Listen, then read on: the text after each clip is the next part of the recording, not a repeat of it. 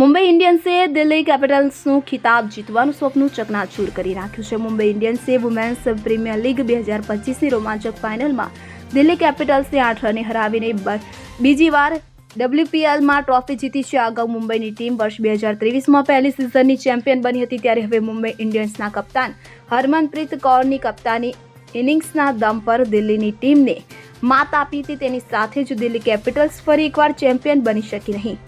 દિલ્હીની ટીમ સતત ત્રીજી વાર WPLની ફાઇનલમાં પહોંચી હતી, પણ આ વખતે પણ તેઓ ફાઇનલમાં જીતી શક્યા નહીં. મહત્વનું છે કે અત્યાર સુધી WPL VR3 સિઝન રમાઈ ગઈ કે જેમાં મુંબઈ સૌથી વધારે 2 ખિતાબ જીતનારી ટીમ બની છે. ગત વર્ષે RCBની ટીમે પહેલીવાર ખિતાબ જીત્યો હતો. Bureau report CN24 news. હવે જુઓ દેશ દુનિયાની તમામ ખબરો તમારી આંગળીના ટેરવે. ઉઠાવો મોબાઈલ અને Google Play Store પરથી ડાઉનલોડ કરો અમારી CN24 ન્યૂઝ મોબાઈલ એપ.